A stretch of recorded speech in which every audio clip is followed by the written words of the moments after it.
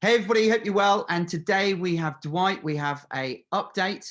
Just before this video goes out, there will be another video that will come out in, with the same maybe 2, 3, maybe 4 weeks, which will be a follow-up to this video. Today we're going to keep it short, punchy, and to the point. And we'll also put some descriptions,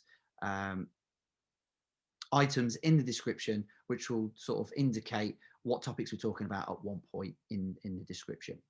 Hey Dwight, how you doing? I'm doing good. I'm doing good. Oh, good, good. So who do you think is going to win the presidential election then?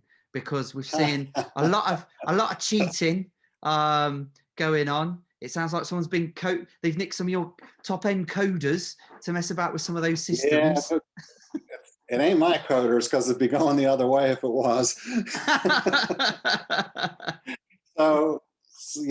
So we're gonna probably not go a whole lot into that conversation. We actually had we got the honey company that my son runs, and he had a fundraiser going on just the other day at one of the schools, and the PTA, which is the Parent Teacher Association, called him and said, "We think we're going to cancel the fundraiser because on your Facebook, your personal Facebook page, you posted something pro-Trump out there." Wow. Yeah. If you don't think like them, they don't want to do business with you, you know? Wow, so we're probably going to ixnay on the politics for Krios. Well, personally, I think you need someone like Trump to kick ass and get everything in order, really. So yeah, we'll see what happens with all the drama. It's one like the Ricky time, Lake show, isn't it? Yeah, it is. I mean, he just had his legal team on TV a couple hours ago, and boy, the stuff that they're saying they have is scary. I mean, it's scary that our elections are potentially compromised like that. Yeah. I mean, you know, if Biden wins legitimately, then he wins. I mean, that's the American way, you know. But it looks like there's a lot of shenanigans going on, to say the least. So Definitely. We'll see. Always keeping the world entertained. Yeah. By Twitter. Nobody has ever said that Trump is not an entertainer. Yeah. So one way or another, he's going to keep you on your seat. Cool. Well, we'll get into some of the questions. The community have inboxed me loads, so I've tried to condense them down into particular topics, and we'll work through them. So the first big question is, what are the strategic priorities for yourself right now? Yeah.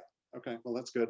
Obviously, a lot of people have recognized I've not been in the Telegram group as much as I normally am, but that's because I'm extremely busy on those strategic priorities. So, number one priority right now, and I think I kind of mentioned this in the last video, is liquidity for Krios and its holders, and also revenue generation for the profit sharing. So with those two things, there are several different avenues that I'm working on currently. We all know the Krios platform, it's pretty much done and out there, and unfortunately probably not making the cash that we all hoped it would at this point, COVID related or not COVID related. I think there's some things that we can do to help tune that up.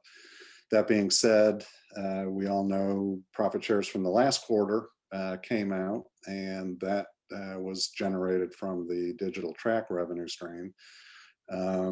We are looking at some other revenue stream potentials that will help that out as well. But as far as strategic priorities, right now it's really focused revenue generation, probably number one, followed by liquidity of the market. So something, I'll take full responsibility on is liquidity is not something I've really been super focused on, primarily because I kind of thought it would come along with the, with profit sharing and all that other kind of stuff, that people would realize that there's, it's a brick and mortar type of play, not just some hype that's on the internet. So DeFi. Yeah. Which has gone nuts, but it's going back the other way now. Yeah. So just focusing in on Krios itself, there was quite a few questions just around about how many jobs were coming in, revenues, profits, those types of things. Just as I suppose an overall point of view, how is that looking? As an overall point of view, it is growing, which is a good thing. I know personally, I've got some of my friends that are actually using it directly now as a paycheck system between foreign employees and themselves, which is helping some of the revenue streams. Frankly, it's not paying its own bills still at this point. We'll leave it at that. I mean, the numbers are pale. They're not. We're not knocking down $1 million a month. We're not knocking down $100,000 a month. So there's a lot of space for that to grow still. We've got some plans on growing it. I'm trying to get focused on that growth, but probably more importantly, and probably taking more of my time, is the previous deal that created the profit share. Unfortunately, that deal requires like 90 days of my time directly, pretty substantially, almost 12-hour days to get that completed so that we can continue that revenue flow over the next 2 years. So that's, And just to be clear, that revenue is guaranteed for all Krios holders, that they will get paid every quarter from that deal. Yeah. I mean, short of the company that we've sold it to, backing out of the deal or canceling the deal or anything like that. But contractually, there's no reason for them to do that. So that should be a pretty steady cash flow for us. So. And then there's obviously a question. Some of the community have obviously been onto Fulgari. They were trying to buy up some of the tokens. Oh, what's happening with those guys? Yeah. They're not, I think they're probably not good players. I have actually spoken with a couple of the C-level guys over there via LinkedIn, and they say, sorry, check with our support guys. I mean, we've got, as a company, quite honestly, we had our market making software working on that platform as well. And that included a pretty good lick of Ethereum as well as a pretty good lick of Krios. And I can't even log into our account. All I'm presented with every time I log in is you have to complete KYC. I try to go through the KYC process and I get a pop-up that says, can't complete it because this file's not found. So there's something wrong on their side. I've sent them screenshots, all that kind of stuff. We're probably going to end up having to look at what wallets those might be that are Fulgari wallets, and try to recover those during the next cycle if we do a token update. Oh, okay. And would that go back to the original holders? We're going to have to try to figure out. Yeah. So if anybody is on Fulgari currently, I don't know if you can even log in. I can't even get to my wallet. So if they can log I in, can't. You can't even get to. So you can't. You've got no source of proof for what you've got. No, only I might have something that I sent you before, because I think I had 30-something thousand on there and some Ethereum or something like that. So, but I know there's a couple of other guys that I know that they put in because I asked them to, type thing. So I know that they're on there. But I think it'll be quite easy to see from their wallets where they sent the Ethereum to anyway. Right. And that might be a way of tracing it as such. But I think that's great that there's something in place that will make them whole if there's not if it turns out that they are not good players, if you will. Right. That unfortunately, that's what we're going to have to end up trying to do. It's frustrating. I mean, we paid them pretty good money to get set up, and that's been my complaint to their guys. Is like, I'm the guy that sent you the money. How come I can't even get in the damn account? So. So I've sent stuff to them and I've heard nothing back from them. Their support team, no one gets back to you. So I think we could, if they're we still ever sending out emails. I mean, they're sending out emails. Hey, we got a trading competition. Hey, we're doing this, all that kind of stuff. I mean, but they they won't let you get back in and get your money out. That's for sure. Sounds like a TNC there, Dwight. Ouch. Yeah, you're right about that. But I suppose you with TNT is a different story, and we'll get onto that in a minute. So, another big question that's coming through is Service Max. So obviously the Service Max deal, where are we with that at the moment? Yeah, so Service Max, I think most of the users understand we developed a pretty good package of software around a potential deal with those guys, to include doing the here in the US, we call it a 1099 type of employee, which is basically a contract employee. We do the taxes, we do all of it, all that kind of stuff. We're not getting the traction since Salesforce has bought them out that I'd like for us to get.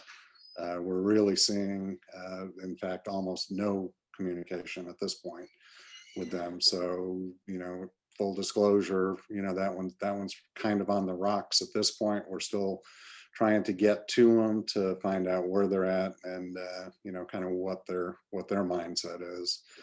And good news is also having some conversations with a couple of other companies that would utilize that type of software themselves. Not near the size of ServiceMax, but I think we can probably cover that up with 4 or 5 different companies that are smaller, that actually is probably more effective for than ServiceMax. So still working on that channel. So that software is finished, and it's pretty much Correct. a saleable package, if you will. That's correct. Yeah. Oh, okay. Yeah. I suppose I think even when I first heard of it, I didn't think just ServiceMax. I thought, where else could this go? Because it just sounded. Yeah. When we decided to spend the money to write the software, I kind of had that in the back of my mind too. Is like, this is write it once, sell it many. That's the old software adage, and it's set up for any company really to use. So. Oh, that's cool. And then obviously we had the OpenX trailer some while ago. How are we fetching there? Good. So we're working through some of the other training videos that they're going to be doing. We're hoping to actually be able to show some demos here shortly on that, and utilize that again to augment the credibility of the people that are actually on the Krios platform itself. So. Okay. And then I suppose another big one is the TNC. Yeah. I know I've spoke to you about this a few times, so. So it's actually going well. I mean, I don't want to belittle it any. I'm into it now. I think the last bill I've seen from the lawyers, I'm hovering right in the $92,000 spent so far pursuing these guys. The good news is we're in Korea now, where they actually sit. We know exactly where they sit, and the legal system is taking their time to do their processes. I don't think we're going to get to apprehend them and literally drag them to jail like the guys in Montreal, not without a court case. I think they'll probably end up in jail, but I think it's going to be somewhat civil first, then criminal. So we're working on that. The most important thing is we're still digging through, and we are finding some of these people that the lawyers think we can go after for the money. If the company itself doesn't have money, according to the laws, based on where they're incorporated at, we can actually go after the investors for some compensation. Okay. And I know that you've sort of articulated before that would be quite significant. So full disclosure again, we're after them for 20 million. That is the number that we're going after them for. So hopefully we'll find, some percentage of that available to us to get. So. And I think hats off to you, because, there's a lot of other companies that are still falling into the mousetrap, if you will. And actually you identified it very quickly, called them out. Everyone else then went against you as such, all the other projects, and you sort of stood strong and said, no, this isn't right. And doing the right thing is hard sometimes, and I mean, I take my hat off to you for it. Yeah, I mean, you got to be first at the well too. I mean, if there's money that they've got, I want to be the guy getting it, not the other, 10 projects that they might have attached to it. So, we're not looking at including their, the edge guys I kind of wanted to include, but unfortunately Joseph kind of went the other direction. So they'll have to deal with it themselves. But Well, it won't be a good day for them. I mean, the chairman, Lee, that is supposedly the guy that makes all the decisions over there, has a pretty checkered past. We'll just leave it at that. I mean, he has spent quite some time in jail himself personally already. So, oh wow. yeah.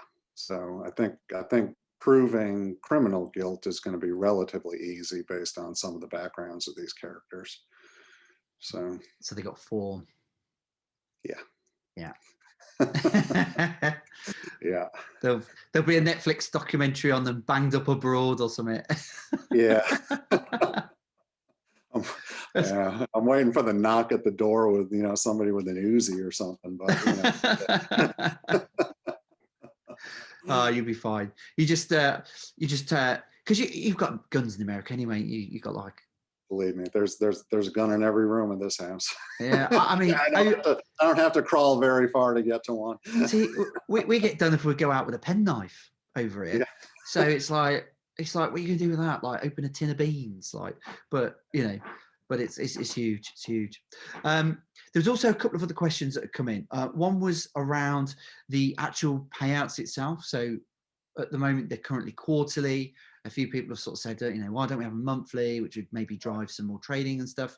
What's your thoughts behind that, Dwight? Yeah, I mean, I'm going to say pretty much absolutely not, specifically for the reason with the gas fees. Just to put it in perspective, the last payout we did was $30,000. I think everybody kind of figured that number out. Cost us $4,000 in gas fee to get it out.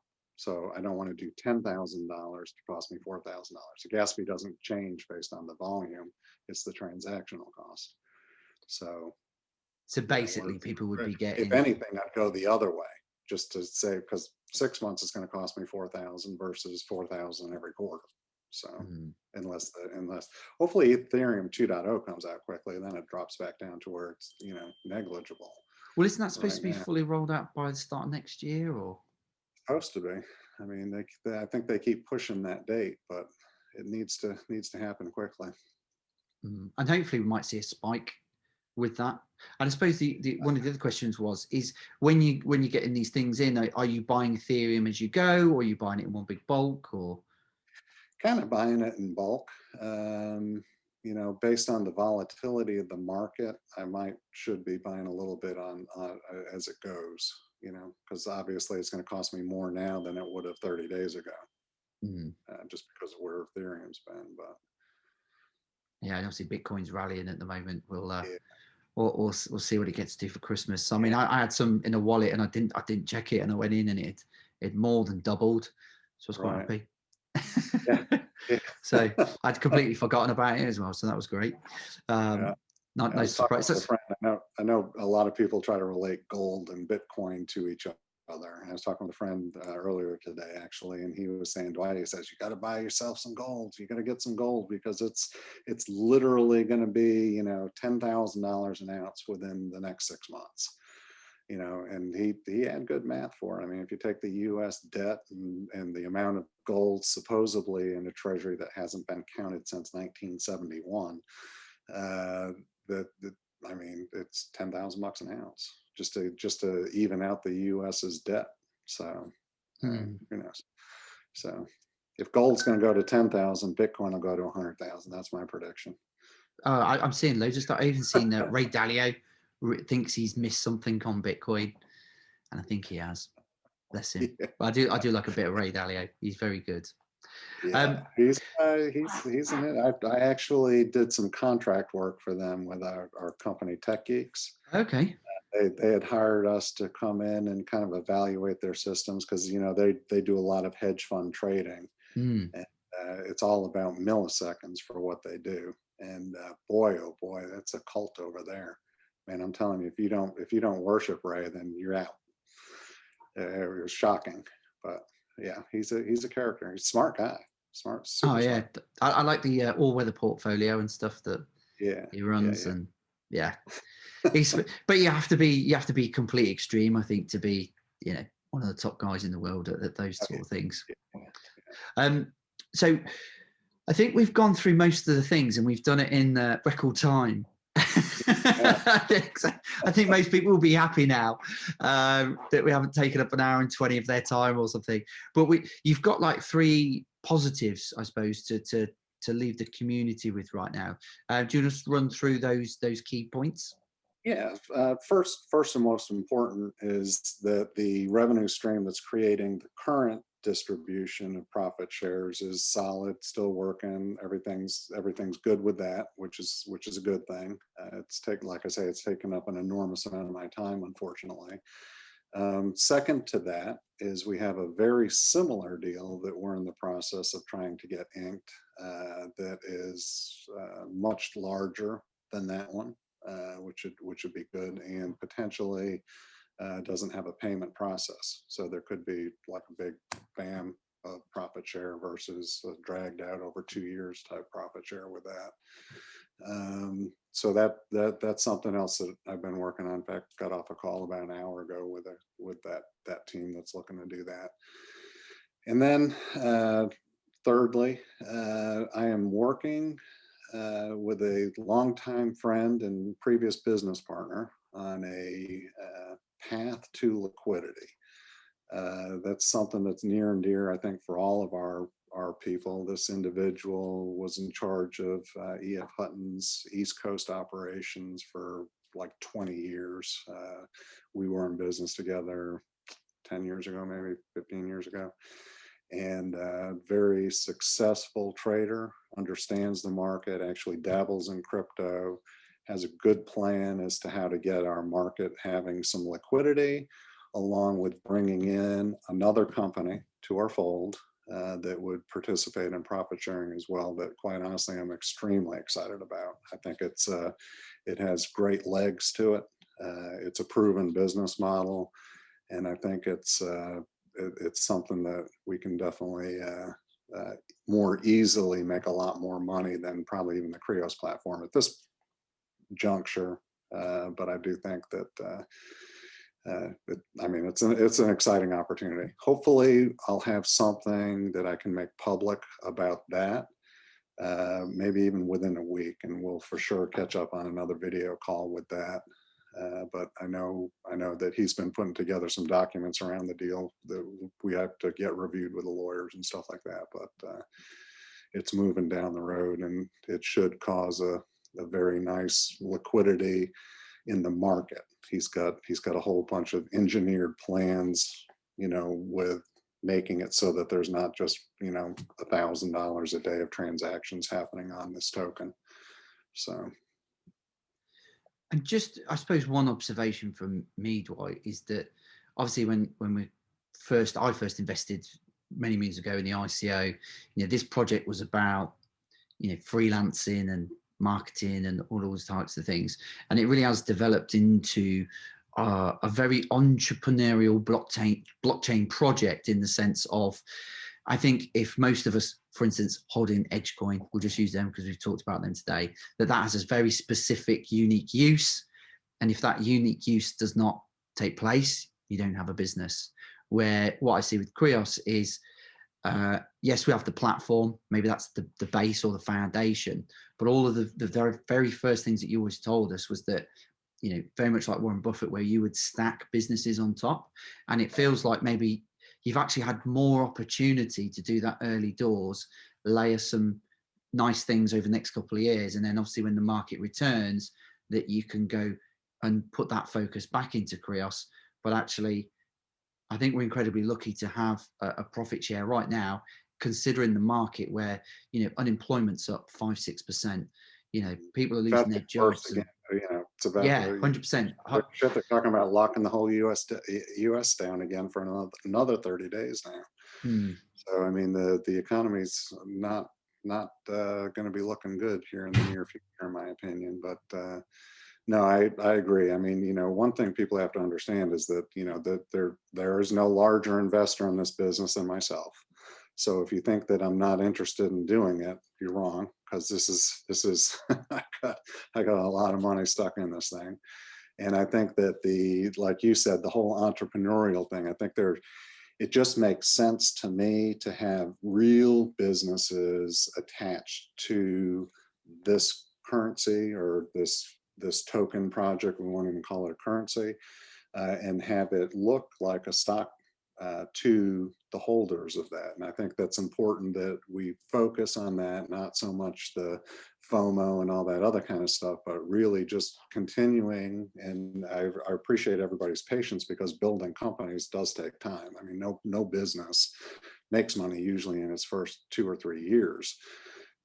We've been able to take some of the profits out of Digital Track, which has been around a little bit longer, to help make profit shares and stuff like that. But I do think that third point of excitement, I think we might need to be looking at in the future, potentially brings a lot of that in, as well as a lot higher Krios price. So that's it will actually be, I'm not going to give a whole lot of preview as to what the model is, but the token will actually be 100% utility token at this point, where it is used for transactions globally.